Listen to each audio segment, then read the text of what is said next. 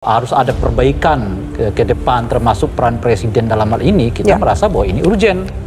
Kenapa sekarang? Ya nggak ada waktunya lagi. Sebab kalau kita bicara nanti setelah presiden yang sekarang ini selesai masa baktinya, ya nggak ada lagi namanya angket. Dong presiden sudah selesai. Dan memang waktunya sekarang gitu. Karena itu ya urgent.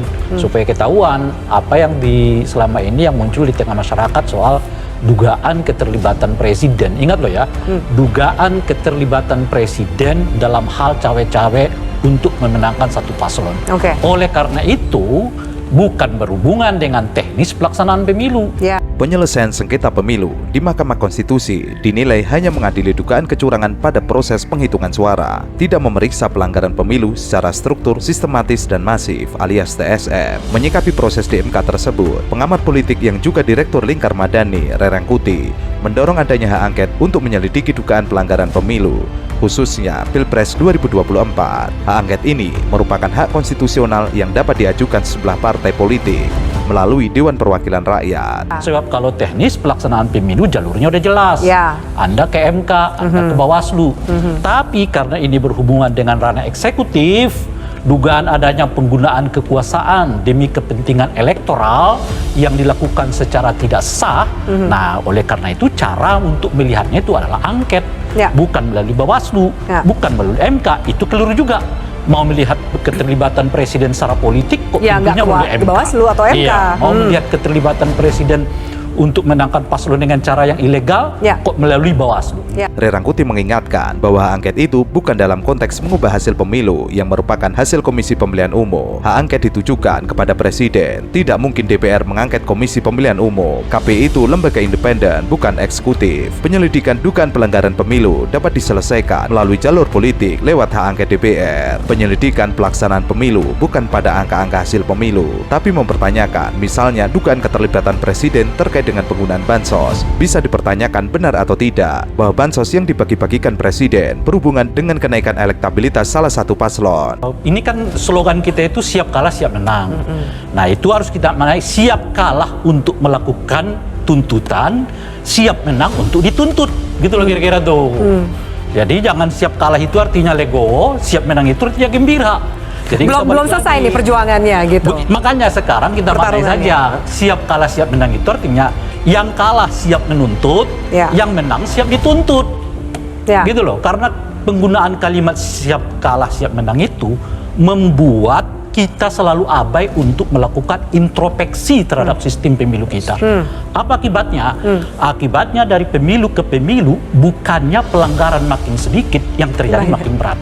Ray menambahkan, hak angket DPR tidak hanya menyelidiki dugaan bantuan sosial atau bansos yang berhubungan dengan kenaikan elektabilitas salah satu paslon. Hak angket juga dapat menelusuri dugaan keterlibatan atau ketidaknetralan aparat TNI Polri, aparat sipil negara, serta aparatur desa dalam pemilu 2024. Rerangkuti kembali menegaskan bahwa hak angket tidak mengubah hasil pemilu, akan tetapi hak angket bisa mengeluarkan disclaimer yang berujung pada permintaan pemilu ulang. Pelaksanaan pemilu ulang bisa dilakukan secara keseluruhan atau bisa juga setengah dari proses pemilu tersebut, tergantung skala kerusakan pada pemilu itu, baik itu akibat bansos hingga yang terberat adalah pemungutan dan penghitungan suara. Di 2014 kita disibukkan oleh politik identitas. 2019 hoax. 2024 dugaan keterlibatan presiden secara ilegal. Itulah kira-kira kan. Nah, ini semua harus kita perbaiki. Nggak bisa diselesaikan dengan kalimat legowo aja. Sejauh mana hak angket bisa memperbaiki itu? Yang pasti kalau nanti angket itu orang-orangnya akan dipanggil, lalu ditanyain peran kalian apa, akan ketahuan tuh. Jadi persis seperti yang kita alami waktu terjadi angket Bank Senturi. Konsekuensi dari permintaan pemilu ulang, penyelenggara pemilu harus diganti. Ia menilai perlu ada pengajuan hak angket oleh DPR. Alasannya, menjelang akhir masa pemerintahan Jokowi, banyak lembaga mengalami degradasi. Ray mencontohkan pelanggaran etik yang dilakukan ipar Jokowi, yakni Anwar Usman saat menjabat Ketua Mahkamah Konstitusi.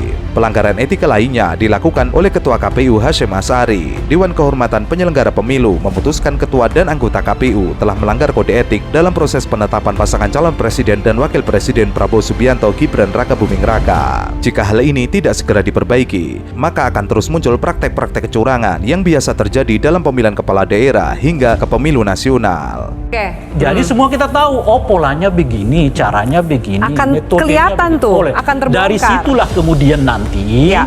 kita rangkum untuk memperbaiki kembali sistem pemilu kita. Oke. Lah ini kok sistem pemilu yang kita udah lakukan berkali-kali dengan kewenangan Bawaslu yang makin besar, uang 2 kali lipat yang kita pergunakan, Ya. tapi pelanggarannya makin tak tertangani. Oke. Alih-alih tertangani, saya kira tidak hanya di Pilpres ya, di Pilegnya pun banyak keluhan, dan yang terakhir ini adalah masalah Sirekap. Ya. Sirekap ini dananya besar, ini uji yang ke-5 kali dalam pemilu, lo makin parah dari yang sebelumnya. Oke. Ini belum kita pakai Sirekapnya udah masalah.